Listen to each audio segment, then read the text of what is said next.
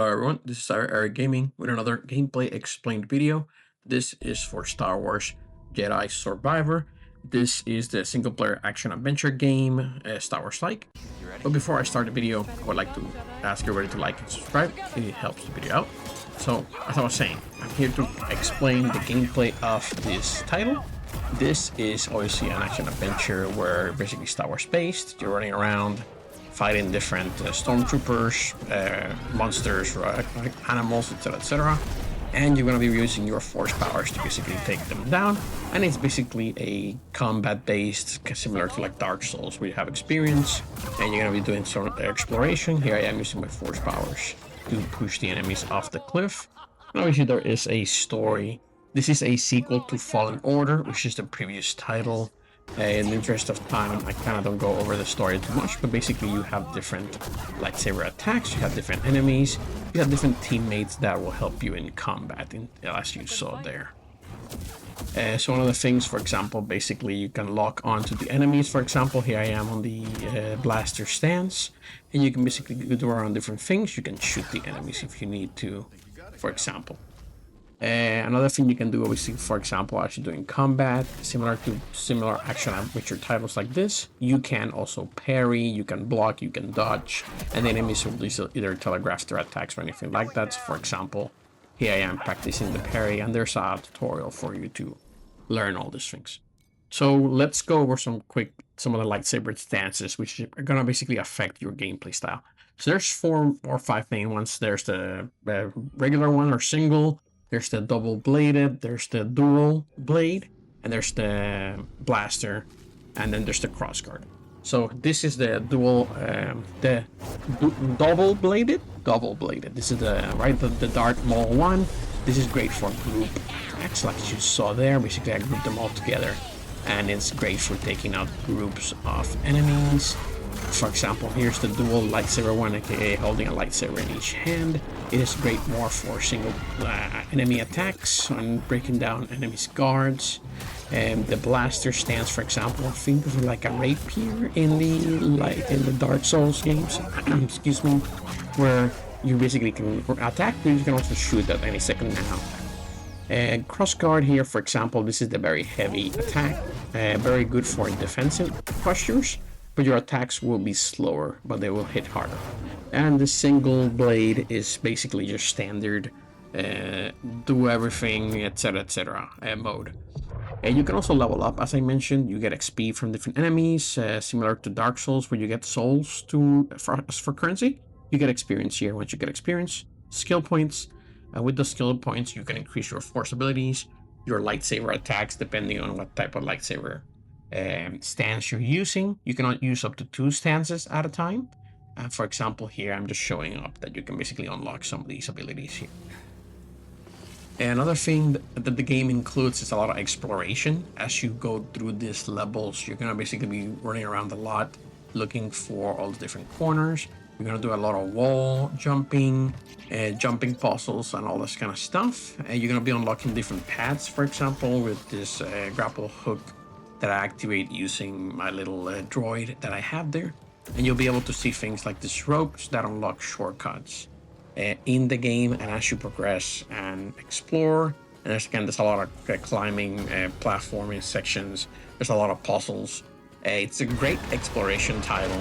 It's also got a lot of great set pieces. This game, I think, is outstanding. For example, both graphics-wise and just the set pieces for some of the Star Wars stuff. If you like Star Wars, this is a must-play. But for example, here you'll see the very cool set pieces where I'm basically escaping this giant robot, and I'm basically wall running to basically escape him.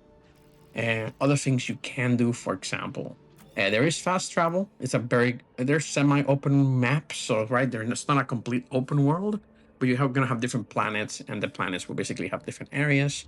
As you unlock the spawn points or meditation points, you can fast travel through them as you go through.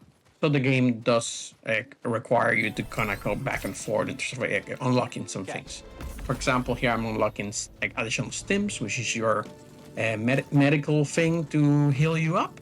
And you can basically find other things like, for example, additional skill points around the map so that you can actually unlock additional abilities, etc., for your lightsaber stances, force powers, etc. Another thing is, when you die, similar to Souls-likes or etc., you will basically lose your XP, at least to the skill point that you unlocked, and you basically have to defeat the enemy that downed you or somebody close by to basically get that XP back. And for the most part, you're going to be running around a lot of different settings. For example, here I am basically taking out this room for droids. It's a very cool action adventure title for exploration plus combat. Another thing that you will see from this game is obviously the Force powers. Obviously, this is Star Wars, so you will see the use of the Force in both abilities, but also as part of the story. In here, you can basically convince the soldiers to let you in. You already showed me your authorization. Alright, other things you can do as you explore. For example, here I am wall running. I guess I mentioned Force will be used to explore. For example, I have to use the Force there to open that wall. And you can use, for example, lift and slam, which you will unlock later in the game, to lift things like doorways, etc. You can do that also to enemies. And you can level up those skills to even use it on bosses to literally hold them up. And for example, here I am in these little puzzles where there's little droids that explode. You basically have to grab one and use your Force powers to blow up the doors. There's other things here, for example, this is more just for puzzles, but there's like this little, the droid can shoot this little goo that grabs fire, and you basically unlock different things, but you will unlock abilities like that to help with exploration, etc. Speaking of exploration as well, you'll be going to different planets, as I mentioned. You have your hub base, etc. You have a workbench where you can actually modify the lightsaber however you want. You can have a blue lightsaber with a yellow light, right, for the saber itself. And you can basically modify that. You can modify your blaster as well if you're using that stance. For example, here I have the yellow lightsaber. And it looks cool when you're running around and doing different set pieces here. For example, here is the yellow lightsaber showing up in this very cool, like, sandstorm area. Another thing from the game, very familiar, is the bosses. There is a lot of bosses in this game, both optional and as part of the story.